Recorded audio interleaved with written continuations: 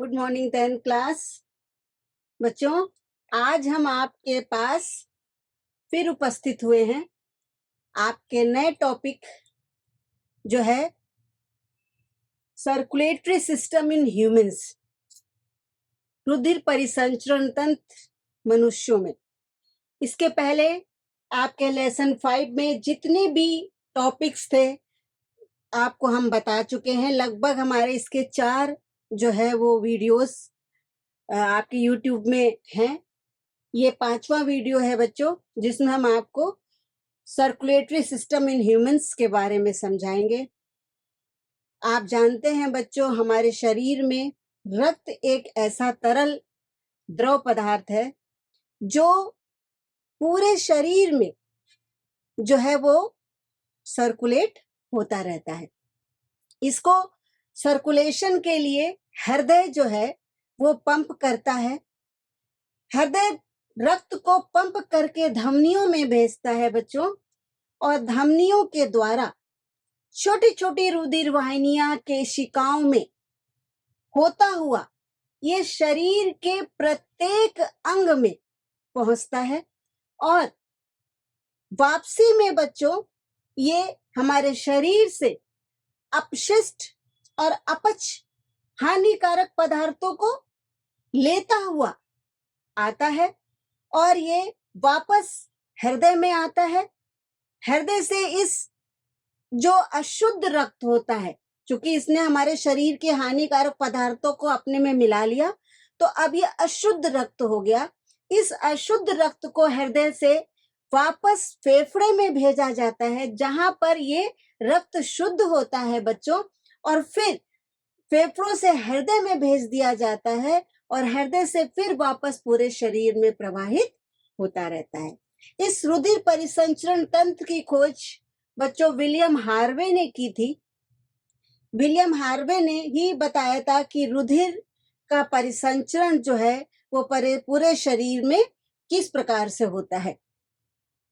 आपको हमने बताया बच्चों कि रक्त धमनियों के द्वारा पूरे शरीर में शुद्ध रक्त को ले जाता है, और शिराओं के द्वारा पूरे शरीर से अशुद्ध रक्त को कलेक्ट करके वापस हृदय में लाता है, फिर शुद्ध होने के लिए फेफड़े में जाता है, और फिर फेफड़े से फिर वापस हृदय में आता है, और हृदय से पूरे शरीर को भेज दिया जाता है। तो इस प्रकार के परिसंचरण को बच्चों हम दोहरा परिसंचरण तंत्र, डबल सर्कुलेशन जो है, दोहरा रक्त परिसंचरण तंत्र कहते हैं। आइए बच्चों, अब इसकी जो है क्रियाविधि और इसकी संरचना को समझते हैं। 10th क्लास बच्चों, देखिए ये हमने हार्ट का चित्र बनाया है। ये मनुष्य का हृदय है। थोड़ा सा ये शंखवाकार होता है बच्चों, कॉनिकल शेप में होता है, ऊपर से चौड़ा और नीचे से पतला होता है। इसमें देखिए बच्चों, जैसा कि आप लोग को चित्र से समझ में आ रहा होगा कि ऊपर का भाग चौड़ा है और नीचे का पतला है। मनुष्य का जो हृदय होता है वो 4 चैम्बर्ड होता है। 4 चैम्बर में 4 वेश्म पाए जाते हैं, बायां दायां बायां दायां। 2 ऊपर के भाग को कहते हैं अलिंद, और नीचे के भाग को कहते हैं निलय। मनुष्य का हृदय 4 चैम्बर्ड, ऊपर के भाग को अलिंद, नीचे के भाग को निलय, दाएं अलिंद, दाएं भाग को दायां अलिंद और दायां निलय, बाएं भाग को बायां अलिंद और बायां निलय कहते हैं। ये जो बच्चों हार्ट होता है, ये एक प्रकार के कवर के द्वारा, जिसको हम हृदयावर्णी झिल्ली कहते हैं, पेरिकार्डियम मेम्ब्रेन, इस पेरिकार्डियम मेम्ब्रेन के द्वारा बच्चों ये कवर रहता है हृदय। ये पेशीय होता है, बहुत सॉफ्ट होता है, आपकी अपनी मुट्ठी के आकार का होता है बच्चों। अपनी अपनी मुट्ठी बंद करिए, जिसकी जितनी बड़ी मुट्ठी होती है उसका उतना ही बड़ा हृदय का आकार होता है। और हमने आपको बताया कि ये शंक्वाकार होता है, पेशीय होता है। चूंकि मस्कुलर होता है तो इसको सुरक्षा की बहुत आवश्यकता पड़ती है, तो इसको सुरक्षित रखने के लिए इसके चारों ओर हृदयावरण या हृदयावर्णी झिल्ली, पेरिकार्डियम मेम्ब्रेन जो है वो चारों तरफ हृदय को कवर रखती है और हृदय और पेरिकार्डियल मेम्ब्रेन के बीच में बच्चों एक फ्लूइड भरा रहता है, एक द्रव भरा रहता है जिसको हृदय वर्णी द्रव या पेरिकार्डियम फ्लूइड कहते हैं। ये फ्लूइड जो है, जो हृदय में हल्के फुल्के जर्क लग जाते हैं, धक्का लगता है गिरने पर या कैसे, तो ये जो फ्लूइड होता है और ये झिल्ली होती है, ये हमारे हृदय को उस झटके से, उस धक्के से रक्षा करती हैं। तो बच्चों ये हो गया हमारे हृदय की सिचुएशन। हमारा हृदय फेफड़े से कुछ बाईं ओर, मतलब शरीर के बाईं ओर जो है, ये फेफड़े के पास शरीर के बाईं ओर स्थित होता है बच्चों। और इसमें देखिए ये हृदय जो है हमारा पूरे परिसंचरण तंत्र में दो प्रकार के अंग भाग लेते हैं। एक तो है हृदय और दूसरा है रुधिर वाहिनियां। इन रुधिर वाहिनियों में ही हृदय जो है पंप करके रुधिर को भेजता है और इन वाहिनियों के द्वारा जो है वो शरीर के पूरे अंगों में जो है इस रुधिर का परिसंचरण होता है। चाहे वो शुद्ध रुधिर हो या अशुद्ध रुधिर हो, ये रक्त के माध्यम से ही पूरे शरीर से में जो है वो परिचलित या सर्कुलेट होता रहता है। अब बच्चों ये आपने हृदय समझ लिया। हृदय में देखिए दायां अलिंद, दायां निलय, दायां अलिंद और बायां अलिंद, दायां निलय और बायां निलय। अब अलिंद और निलय को अलग करने के लिए इसमें वॉल्व लगे होते हैं। ये देखिए वॉल्व है, ये अलिंद निलय वॉल्व कहलाते हैं।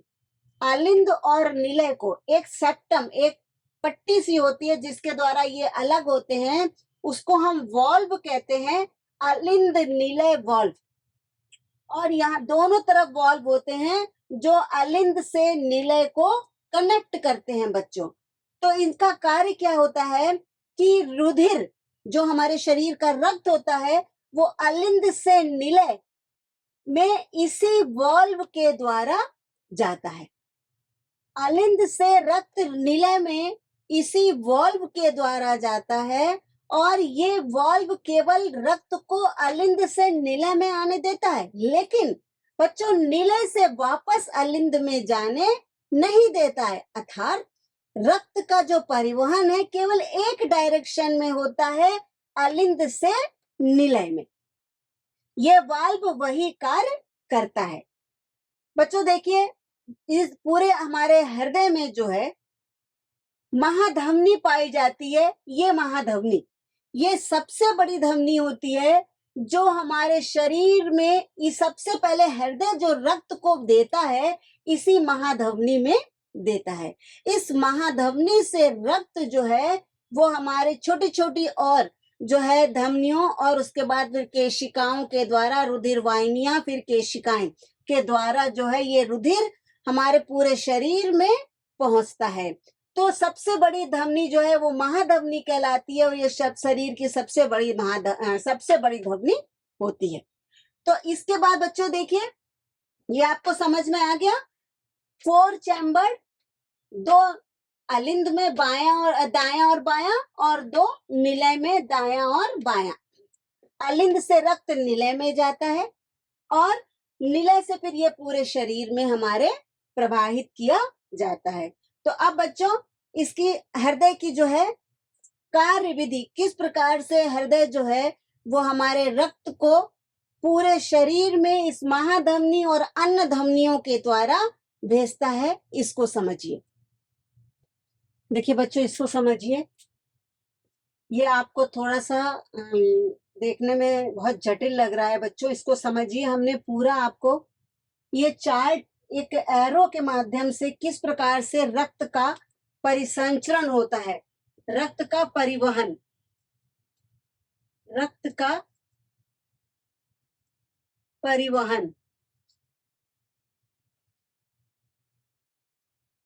कैसे, देखिए बच्चों सबसे पहले क्या होता है, हमारे पास 2 अग्र महाशिरा और 1 पश्च महाशिरा। तो अग्र और पश्च महाशिरा जो है ये पूरे शरीर का अशुद्ध रक्त, इम्प्योर रक्त, इम्प्योर ब्लड वो होता है जिसमें कार्बन डाइऑक्साइड की मात्रा ज्यादा होती है और ऑक्सीजन की मात्रा कम होती है। तो 2 अग्र महाशिरा और 1 पश्च महाशिरा, ये पूरे शरीर से अशुद्ध रक्त को इकट्ठा करके बच्चों दाएं अलिंद में लाती हैं। कहाँ लाती हैं? दाएं अलिंद में लाते हैं। दाएं अलिंद में संकुचन होता है, तो संकुचन के द्वारा जो एक वॉल्व देखिए ये बच्चों लगा हुआ है, इस वॉल्व से ये अशुद्ध रक्त जो है दाएं निलय में आता है। कहाँ आता है बच्चों? दाएं निलय में। दाएं निलय में आता है और दाएं निलय में फिर संकुचन होता है, क्योंकि रक्त हमारा फूलता पिचकता रहता है बच्चों। तो दाएं निलय में संकुचन से जो अशुद्ध रक्त है ये पल्मोनरी महाधमनी से होता हुआ, एक बात ध्यान रखिए बच्चों, हमारे यहाँ धमनी और शिरा, हम लोग कहते हैं कि धमनी का कार्य है शुद्ध रक्त ले जाना, पूरे शरीर को देना फेफड़े से, और शिरा का कार्य है पूरे शरीर से अशुद्ध रक्त को लाके हृदय में देना और हृदय से वापस फिर फेफड़े में आना शुद्ध होने के लिए। लेकिन जो फुफ्फुस धमनी और फुफ्फुस शिरा है, पल्मोनरी जो है आर्टरी और पल्मोनरी वेन, बच्चों ये इसका एक अपवाद है। पल्मोनरी धमनी जो है वो अशुद्ध रक्त रखती है, फुफ्फुस धमनी, और पल्मोनरी शिरा जो है वो शुद्ध रक्त ले जाती है। ध्यान रखिएगा बच्चों, धमनी और शिरा, धमनी शुद्ध रक्त को जो है पूरे शरीर में सर्कुलेट करती है और शिरा अशुद्ध रक्त को लाती है शरीर से, लेकिन फुफ्फुस धमनी अशुद्ध रक्त को लाती है और फुफ्फुस शिरा शुद्ध रक्त को जो है हमारे फेफड़े से लेके हमारे हृदय तक पहुंचाने का कार्य करती है। तो दाएं निलय जब संकुचित होता है तो दाएं निलय के संकुचन से जो अशुद्ध रक्त है बच्चों वो पल्मोनरी महाधमनी से होता हुआ हमारे फेफड़े में आ जाता है। अब चूंकि ये रक्त अशुद्ध होता है, इसमें कार्बन डाइऑक्साइड बहुत होती है, तो यहाँ पर फेफड़े में हमारे रक्त का जो है शुद्धिकरण होता है। यहाँ पर रक्त शुद्ध होके ये रक्त कार्बन डाइऑक्साइड दे देता है, ऑक्सीजन ले लेता है फेफड़े से श्वसन के द्वारा, जो आपने अभी समझा था पिछले वीडियो में। तो ये अशुद्ध रक्त अर्थात CO2 को देकर ऑक्सीजन को लेकर शुद्ध हो जाता। अब यहाँ से फेफड़े से हमारे शरीर का शुद्ध रक्त पल्मोनरी शिरा के द्वारा, देखिए बच्चों ध्यान रखिएगा, पल्मोनरी शिरा के द्वारा हमारे बाएं अलिंद में आता है। कहाँ आता है? बाएं अलिंद में आता है शुद्ध रक्त। अब बाएं अलिंद से बच्चों ये बाएं निलय में आता है। रक्त का प्रभाव एक ही तरफ होता है, वापस नहीं होता है, ध्यान रखिएगा। बाएं निलय में आता है और बाएं निलय से बच्चों एक सिस्टेमिक महाधमनी निकलती है। ये सिस्टेमिक महाधमनी जो है शुद्ध रक्त को हमारे शरीर के सभी अंगों में ले जाती है। समझ में आ गया बच्चों? रक्त परिसंचरण किस प्रकार से हमारे हृदय में, बहुत सिंपल है बच्चों। हमारे पूरे शरीर बाएं भाग में हमारे शुद्ध रक्त होता है और दाएं भाग में हमारे अशुद्ध रक्त होता है। तो हमारे शरीर का अशुद्ध रक्त हमारे पहले दाएं भाग में, दाएं अलिंद में आता है, यहाँ से ये जो है दाएं नीले में जाता है, दाएं नीले से बच्चों फेफड़े में जाता है जहां पर रक्त प्यूरिफाई होता है, शुद्ध होता है। फिर वहां से हमारे शरीर के बाएं अंग में आता है बच्चों, पहले पल्मोनरी शिरा के द्वारा बाएं अलिंद में आता है, फिर बाएं नीले में जाता है और बाएं नीले से सिस्टमिक महाधमनी लेकर हमारे शरीर के सभी अंगों में शुद्ध रक्त को भेज देती है। तो इस प्रकार से जो है सिस्टमिक महाधमनी हमारे शरीर के पूरे शुद्ध रक्त को ले जाती है और सर्कुलेट करती है, और अग्र व पश्च महाशिराएं जो हैं ये अशुद्ध रक्त को इकट्ठा करके फिर वापस शुद्ध होने के लिए वही प्रोसेस करती हैं। तो बच्चों इसको हम दोहरा परिसंचरण तंत्र भी कहते हैं। ये केवल मनुष्य में ही होता है। ये कभी कभी ये पूछा जाता है कि डबल सर्कुलेशन ऑफ ब्लड क्या होता है? दोहरा परिसंचरण तंत्र। ये दोहरा परिसंचरण तंत्र बच्चों यही है कि एक बार हमारे शरीर से अशुद्ध रक्त इकट्ठा होकर फेफड़े में आता है, फेफड़े इसको शुद्ध करते हैं, लंग्स इसको शुद्ध करते हैं, प्यूरिफाई करते हैं, फिर वापस दूसरे माध्यम से ये फिर हृदय में जाता है, हृदय से अशुद्ध रक्त आता है फेफड़े में और फेफड़े से शुद्ध रक्त वापस हृदय में जाता है और हृदय से फिर जो है सिस्टमिक महाधमनी के द्वारा हमारे पूरे शरीर में प्रवाहित किया जाता है। तो बच्चों इस भाग में देखिए शुद्ध रक्त होता है और इस भाग में शुद्ध रक्त होता है, इसीलिए मैंने इसको देखिए ब्लू और ब्लैक से दिखाया है और इसको टोटल मैंने रेड से दिखाया है क्योंकि ये प्योर ये है शुद्ध रक्त। ध्यान रखिएगा बच्चों, ये जो जा रहा है ये शुद्ध रक्त जा रहा है। शुद्ध रक्त जो है ये हमारे शरीर में, यहाँ से शुद्ध रक्त का जो है परिवहन हो रहा है बच्चों। यहाँ से पल्मोनरी शिरा क्या लेती है? शुद्ध रक्त को लेती है, जिसमें ऑक्सीजन ज्यादा होती है, कार्बन डाइऑक्साइड नहीं के बराबर होती है। तो शुद्ध रक्त यहाँ से पल्मोनरी शिरा में, फिर बाएं अलिंद में, फिर बाएं निलय में संकुचन के द्वारा जो वॉल्व लगे होते हैं, ये वॉल्व के द्वारा जो है शुद्ध रक्त हमारे जो है निलय में, अलिंद से निलय में आता है। ये एक ही साइड केवल अलिंद से निलय में ही आ सकता है, वापस अलिंद में नहीं जा सकता।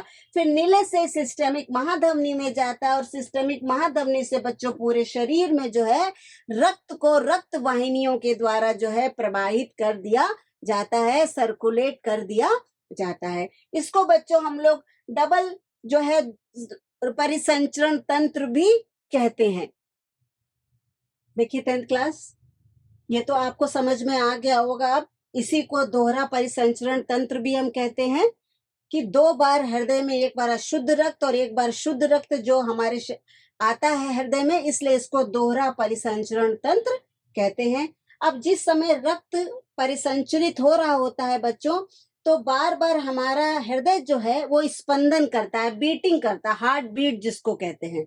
तो इस स्पंदन को हम जो है एक टर्म होता है जिसको कहते हैं सिस्टोल और डायस्टोल। सिस्टोल और डायस्टोल जिसके द्वारा हृदय स्पंदन जो है बच्चों होता है। तो हमारे मतलब फूलना और हृदय का पिचकना, जब फूलता है तो रक्त भरता है, पिचकता है तो रक्त को वो आगे की तरफ ढकेल देता है अन्य पार्ट्स की तरफ शरीर के। तो इसको हम कहते हैं सिस्टोल और डायस्टोल। और मनुष्य के हृदय में, जो मनुष्य का हृदय होता है वो 1 मिनट में बच्चों 72 से 75 बार जो है हृदय स्पंदन करता है। एक नॉर्मल जो ह्यूमन बीइंग होता है, मनुष्य होता है, उसका हृदय जो है 1 मिनट में 72 से 75 बार जो है वो फूलता और पिचकता है, जिसको हम हार्ट बीट कहते हैं। और एक नॉर्मल व्यक्ति का ब्लड प्रेशर जो होता है वो 120/80। हाईएस्ट जो सिस्टोल होता है जब फूलता है, जिसको कि हम सिस्टोल को हम बच्चों जो है फूलना कहते हैं और हिंदी में इसको कहा जाता है प्राकुंचन, प्राकुंचन और शिथिलन। डायस्टोल को कहते हैं बच्चों शिथिलन और सिस्टोल को कहते हैं प्राकुंचन। तो प्राकुंचन फूली हुई स्थिति होती है, उस समय जो है इसका 120 हमारे रक्त दाब होता है, 100, और जब नॉर्मल होता है तो 80। तो हमेशा इसका मेजरमेंट जो है स्फेग्नोमैनोमीटर, इसका यंत्र होता है जिसके द्वारा ब्लड प्रेशर को नापा जाता है। स्फेग्नोमैनोमीटर, स्फेग्नोमैनोमीटर एक यंत्र है जिसके द्वारा मनुष्य के शरीर का रक्त दाब, ब्लड प्रेशर नापा जाता है। एक नॉर्मल व्यक्ति का जो ब्लड प्रेशर होता है वो 120 और 80 होता है। हाईएस्ट लेवल उसका 120 होता है और लोएस्ट उसका जो है वो 80 होता है। और वो 1 मिनट में 72 से 75 बार उसका हृदय जो है वो स्पंदन करता है। तो इस प्रकार से बच्चों ये आपको जो है समझ में आ गया होगा, जो हमने आपको रक्त परिसंचरण तंत्र समझाया है, बार बार हमने आपको समझा दिया है बच्चों। अब इसमें एक टर्म्स और रह गया है कि आपके शरीर में जो रक्त का परिसंचरण होता है, हमने शुरू में बताया था रुधिर परिसंचरण तंत्र में 2 पार्ट होते हैं, एक होता है हृदय और दूसरा होता है रुधिर वाहिनियां। तो अब आप लोग रुधिर वाहिनियों के बारे में समझिए, किस प्रकार से रुधिर वाहिनियां रुधिर को हृदय से शरीर के पूरे भागों में ले जाती हैं और पूरे शरीर से रुधिर को हृदय में वापस लाती हैं। इसके बारे में समझिए बच्चों। हमें लगता है आपको ये अच्छे तरीके से समझ में आ गया होगा। मैंने बार बार समझाया है, मैंने पूरा इस तरीके से आपको जो है ये बना के भी दिखा दिया हमने। ये चित्र नहीं मिटा रहा कि आप इस चित्र के माध्यम से जो है समझिए किस तरह से कौन से भाग में हृदय के शुद्ध रक्त और कौन से हृदय के भाग में अशुद्ध रक्त जो है आता है और सर्कुलेट पूरे बॉडी में किया जाता है। अब इसके बाद बच्चों आपको हम रुधिर वाहिनियों के बारे में समझाते हैं। देखिए बच्चों 10th क्लास, ये चैप्टर में आपका ये लास्ट पोर्शन है। बच्चों ये समझाने से पहले एक बार आप लोगों से हम जरूर कहेंगे कि हम जो भी वीडियो बना रहे हैं बच्चों, आप लोगों को एक अच्छा समझने का अवसर देने के लिए बना रहे हैं बच्चों। इसलिए हम आपसे ये उम्मीद करते हैं कि हमारे चैनल को आप जो YouTube में हमने बनाया है उस science simplified by Sunita Sharma, उसको आप जो है सब्सक्राइब करिए, आप लोग देखिए, उसको लाइक करिए और अपने जैसे सभी दोस्तों को शेयर करके बताइए कि ये मैम ने हमारे लिए, हमारी जानकारी के लिए, हमारे ही शब्दों के द्वारा, ताकि आपको आसान से समझ में आए। बहुत ज़्यादा कॉम्प्लिकेटेड हम आपको नहीं समझा रहे हैं बच्चों। एक एक चीज को कई कई बार भी हम बताते हैं और हम कोशिश करते हैं कि कोई आपका टॉपिक स्किप ना हो, कोई छूटे ना। जो आपके कोर्स में जितना भी सिलेबस है वो सब आपको जो है हम पॉइंट टू पॉइंट समझा दें। तो बच्चों हम आपसे भी ये उम्मीद करते हैं कि आप हमारे चैनल को और हमें प्रोत्साहन देने के लिए, ताकि मैम को और हिम्मत बढ़े आपको अच्छे से अच्छे वीडियो देने के लिए, आप हमारे चैनल को जरूर सब्सक्राइब करिए बच्चों। अब ये देखिए बच्चों, जो लास्ट में हमने आपको बताया था कि रुधिर वाहिनियां बची हुई हैं, इसको भी समझ लीजिए। तो सबसे पहले बच्चों जो रक्त हृदय से कहा जाता है रुधिर वाहिनियां धमनी भी हो सकती है, रुधिर वाहिनियां शिराएं भी हो सकती है बच्चों। तो सबसे पहले रुधिर वाहिनियों से सबसे पहले हृदय कहा जाता है हमारे शिरा, जो कि कार्बन डाइऑक्साइड युक्त शरीर में लेती है। तो वो कैसे बच्चों, इस तो ये एक चार्ट के द्वारा समझिए कि पहले हृदय से शिरा में आता है, फिर शिरिकाएं ले लेती हैं, अंग में जाता है, तो अंग से बच्चों छोटी छोटी शिरिकाएं होती हैं, वहां तक रक्त पहुंचता है, वहां से उत्तक में जाता है, उत्तक से फिर केशिका ले लेती है। ये केशिका जो है ये एक बीच की एक रिलेशन होता है जहां पर हमारी धमनी और शिराएं मिलती हैं बच्चों। फिर केशिका से उत्तक में जाता है शुद्ध रक्त, और उत्तक से फिर जो है हमारे अंग में जाता है, और अंग से जो है हमारे और पूरे शरीर में भेज दिया जाता है धमनियों के द्वारा। तो ये सिंपल है, यहाँ समझिए बच्चों। सबसे पहले धमनी होती है, धमनी जो है और जब पतली हो जाती हैं तो धमनियां बन जाती हैं, धमनियां और पतली हो जाती हैं तो धमनिकाएं बन जाती हैं बच्चों। और धमनिकाएं जो है फिर छोटी छोटी महीन बालों के बराबर जो है वो केशिकाओं में परिवर्तित हो जाती है। क्यों? क्योंकि शरीर के हर अंग में बच्चों मोटी मोटी जो है रुधिर वाहिनियां नहीं जा सकती हैं। तो हमारे शरीर में जहां आवश्यकता होती है वहां धमनिकाएं और केशिकाएं, धमनिकाएं केशिकाएं, इस रूप में रक्त का पहुंचना और रक्त का वापस जो है अशुद्ध रक्त का वापस आना ये जरूरी होता है। तो जहां जो भी शिरा या धमनी पतली पतली जैसे केशिकाएं पहुंच सकती हैं तो वहां केशिकाएं पहुंचती हैं, जहां धमनियाएं पहुंच सकती हैं वहां धमनिकाएं पहुंचती हैं। तो इस तरीके से ये हमारे रक्त को जो है पूरे शरीर में बच्चों परिसंचरित करती हैं। अब देखिए केशिकाओं से फिर शिरिकाएं बनती हैं बच्चों। शिरिकाएं क्या है? ये धमनी को शिरा से जोड़ने वाले जो पोर्शन होता है, जो ज्वाइंट होता है, जो संधि होती है, उसको हम शिरिकाएं कहते हैं। अर्थात हृदय जब हमारा शुद्ध रक्त बहता है तो पहले हृदय सबसे ज्यादा जो है पंप करके उसको महाधमनी को रक्त देता है, जो सिस्टमिक महाधमनी हमने आपको बताई थी। तो वो जो है छोटी छोटी धमनिकाओं केशिकाओं में परिवर्तित होकर पूरे शरीर में फैल जाती हैं और फिर अंत में शिरिकाओं पे आती हैं। शिरिका एक ऐसा पॉइंट होता है जहां धमनियां और शिराएं आपस में मिलती हैं। फिर जो ये शिरिकाएं जो हैं ये केशिका में बन जाती है, फिर उत्तक। तो इस प्रकार से एक बार धमनी से और एक बार शिरा के द्वारा हमारे शरीर में रक्त का परिसंचरण होता है। और इसी को बच्चों हम लोग जो है, हमने अभी आपको बताया था, दोहरा रुधिर परिसंचरण भी कहते हैं, क्योंकि एक बार हमारा हृदय बाई तरफ दाहिनी तरफ जो है वो सर्कुलेट होता है, दूसरी बार हमारा रक्त दाई तरफ, एक बार दाई तरफ एक बार बाई तरफ, 2 बार चलता है। तो इसलिए इसको हम दोहरा रुधिर परिसंचरण भी बोलते हैं बच्चों।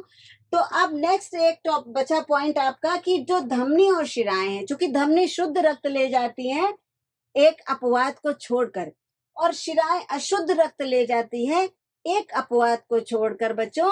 तो समझिए कि धमनी और शिरा में क्या अंतर है।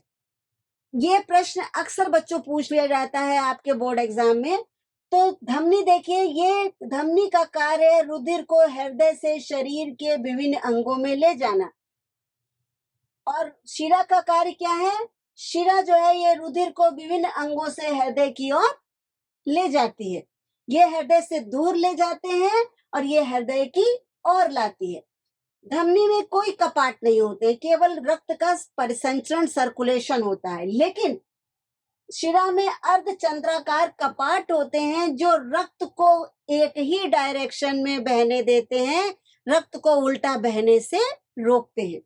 तीसरा बच्चों, धमनी में ऑक्सीजन युक्त रक्त होता है केवल फुसफुस धमनी को छोड़कर।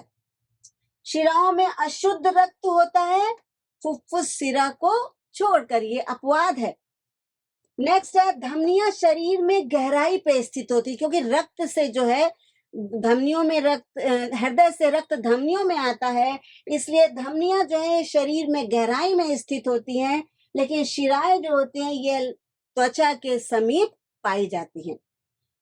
धमनियों की भित्ति मोटी, लचीली और पेशीय होती है बच्चों, और शिराओं की भित्ति बहुत पतली होती है, क्योंकि उसमें रक्त का दबाव नहीं होता। धमनियों में रुधिर बहुत अधिक दबाव में बहता है, हृदय पंप करके रुधिर को डालता है कि पूरे शरीर में शुद्ध रुधिर को भेजो।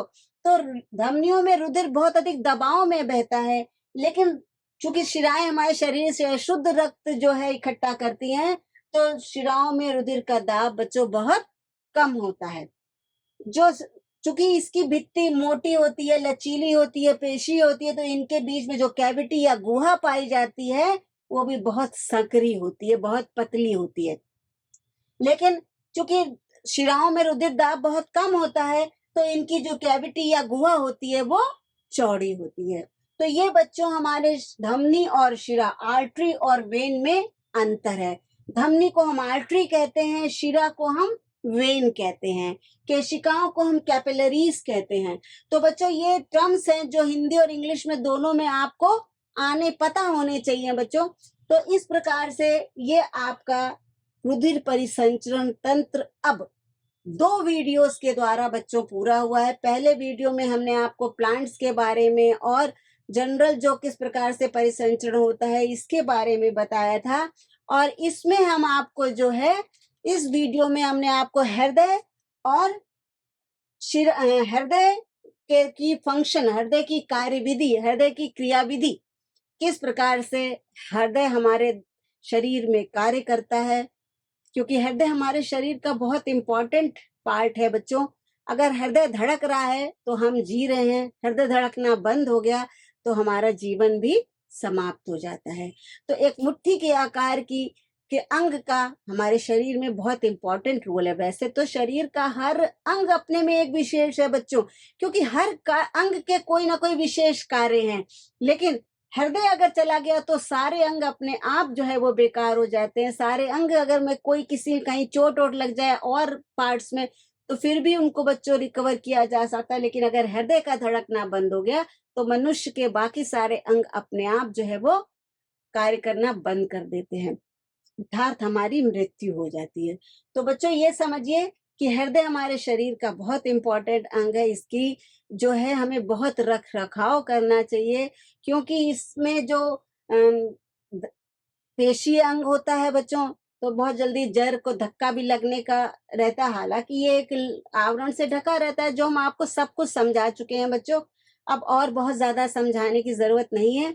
आपको ये पार्ट लेसन 5 जैव प्रक्रम में मानव में परिसंचरण तंत्र, सर्कुलेटरी सिस्टम इन ह्यूमंस आपको समझ में आ गया होगा बच्चों। इसको बहुत ध्यान से पढ़िए, बहुत इंपॉर्टेंट चैप्टर है। आपके बोर्ड एग्जाम में इस हार्ट से संबंधित कोई ना कोई प्रश्न 100% आता है, तो इसको बहुत अच्छे तरीके से बच्चों समझिए, तो आपके बोर्ड के लिए एक प्रश्न तो 99.99% तैयार ही हो जाएगा। अब बच्चों इस वीडियो को हम समाप्त करते हैं।